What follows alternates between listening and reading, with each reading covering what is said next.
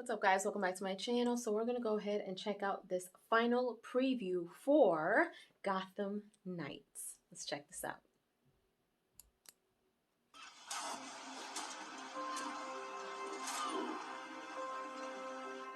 Over the course of our month-long IGN First coverage, we saw a lot about the world and lore of Gotham Knights, the crafting and gear mechanics, the suits and customization options, but there's been one green Riddler-esque question mark surrounding the whole game up to this point. How does it play? Well, I played about 3 hours of it at a recent hands-on event, and the answer is, it's complicated. What's for certain, at least, is that Gotham Knights is a wildly ambitious effort that feels appropriately massive and dense, to the point where even a heavily guided 3-hour demo felt like just a scratch on the surface.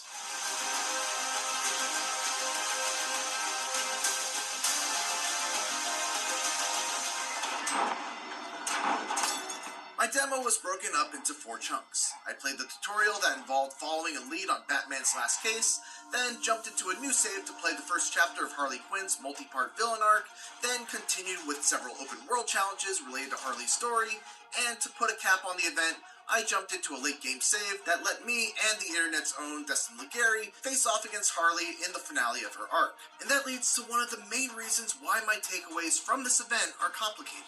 Gotham Knights is a game that is centered around building up your character, setting and understanding your own skills and gear, and developing your own playstyle. Something that I just didn't really get to do, since I was jumping around to different save files and trying out the different characters. Without that feeling of building up my own character and progressing through their skill tree, combat felt like it was missing a key ingredient. On a very basic level, Gotham Knights combat is built on the foundation of the Batman Arkham games. But once you get past the shallow waters, things go in very different directions. Here's where things will be familiar. You press the direction and the attack button, and your character gracefully spins, leaps, or slides towards the closest enemy for a quick strike that initiates a combo. Enemies will also telegraph their own attack with an icon that appears over them, giving you plenty of time to dodge out of the way to avoid damage. It's all super smooth, there are a ton of slick animations, and you're even rewarded for timing your button presses as opposed to just button mashing, just like in the Arkham games. Ooh. And that's it. That's where the comparisons end, because everything else feels very different. Gotham Knights is much more abilities focused, with a meter at the bottom right that governs your ability to use your momentum skills. As you'd imagine, you gain meter by dealing damage and using your dodge to avoid attacks with good timing. Once you fill a bar, you can use one of your 8 equipable momentum skills for a variety of different uses. Red Hood has a close-range throw that deals a ton of damage to a single target. Robin has a holographic distraction that he can throw down to take some heat off of him and the team.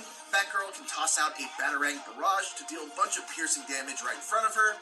And Nightwing has a cool acrobatic leap attack that lets him get the jump on an enemy from far away. There were also moments where certain momentum abilities were the key to defeating specific enemy types that were armed with powerful armored attacks. Piercing abilities beat armored attacks, for instance. Damn, that's a chick? I just realized that was a chick. Attack warning, I had to counter with my own piercing attack, whether that was Batgirl's Batarang Barrage or Robin's Staff Spin attack.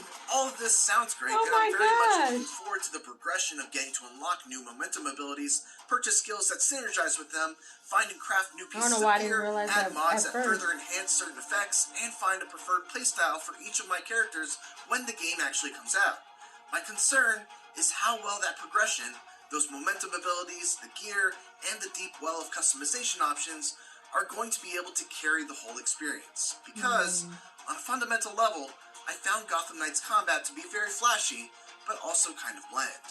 Fights quickly started to feel very routine, with very similar enemies in every encounter, to the point where I felt like I had to mix up my tactics, not because I was being forced to, but just to try to make things a little more interesting.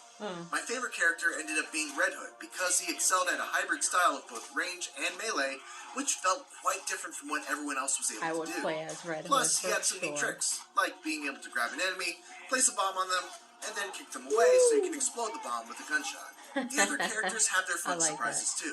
They all generally control the same, which makes jumping between them very easy, but they each have their own combat/stealth focuses and playstyles that are defined by what you put points into on their skill tree. Batgirl can be built to be a single-target DPS machine, or a nearly uninterruptible tank that can self-revive, or a stealthy hacker that can make herself invisible to security cameras. Damn. Nightwing can build himself to enhance his jumping abilities and deal massive critical hit damage. He can become a slippery acrobat that gets extra dodges and faster momentum meter gain, or he can be built more like a team leader designed for co-op play. Red Hood can lean more heavily into his range attacks by giving them higher crit chances and more damage. He can become more of a close-range bruiser that aims to get in and grab his opponents, or he can increase the damage he deals towards various different factions of enemies. And finally, Robin can build himself to have a game plan centered around his decoy. He can become a true Batman successor by investing in stealth skills, including Arkham game mainstays like Vantage takedowns, or he can focus on gadgetry and elemental damage.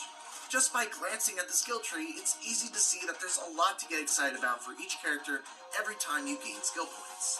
And that's where I'm torn on Gotham Knights. When I look at the skill trees, the locked momentum abilities, the wide variety of suits that I can unlock, and I think about going for it all with a buddy and taking on more challenging missions, I can't help but get excited at the idea of what Gotham Knights could be.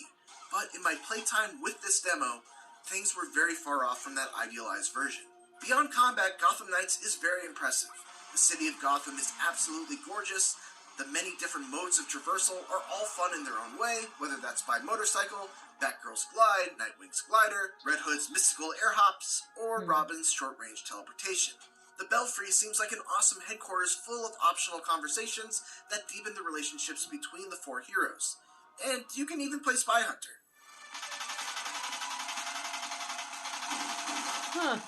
And the cooperative play feels extremely well implemented. Since the demo was so focused on the Harley Quinn subplot, I didn't get much of a feel for the overall story of Gotham Knights and how the Court of Owls fits into everything, but I'm very into what I've seen of the characters so far. There are great dynamics between each of them, with the standout for me being between Red Hood and Nightwing. Nightwing's trying his best to step into the role of a leader, while Red Hood finds himself struggling between his thirst for violence and his desire to honor the legacy of Batman. There's a great scene in the Belfry where Nightwing inadvertently touches a nerve by bringing up a story that sets Jason off. And you really get to see the pain and anger that Red Hood is struggling to keep under the surface. I don't know what's worse. Having a chunk of my life taken away from me, or coming back to everyone thinking I'm gonna snap.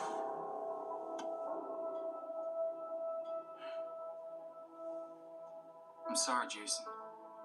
We shouldn't have... I shouldn't have treated you like an outsider. It's very Guardians of the Galaxy-esque, and if Gotham Knights can pack the whole game with moments like this, then its characters will almost certainly become a highlight of the whole experience. Also, just so you know, this whole fight in the prison, it's set to a punk rock version of Livin' La Vida Loca.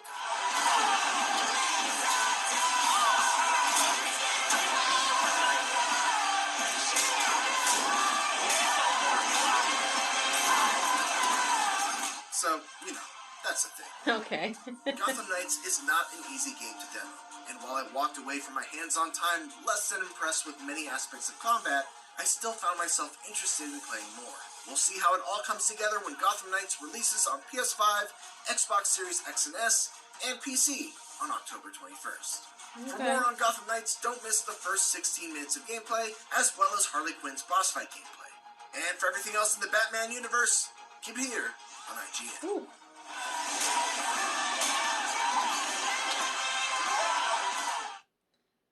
Jeez. Well, it's unfortunate that he couldn't play more of the game.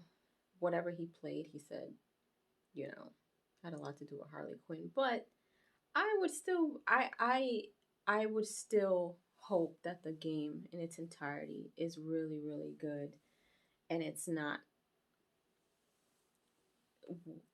like he said, like he felt like he had to do, like he saw some of the same enemies and stuff like that. I'm hoping it's not all like that, but we'll have to see. But I would definitely, Red Hood all the way is who I would play if I get my hands on this game. All right, leave your comments down below. Let me know if you guys loved this, if you liked it. What do you think is going to happen with the gameplay once it comes out? Do you think it's going to, you know, live up to its expectations? And if you enjoyed my reaction, let me know as well. If you haven't done so, subscribe to my channel, hit like, share, and don't forget to hit the notification bell so you guys can get notified whenever I pop up on your feed. I'll see you guys later. Toodles!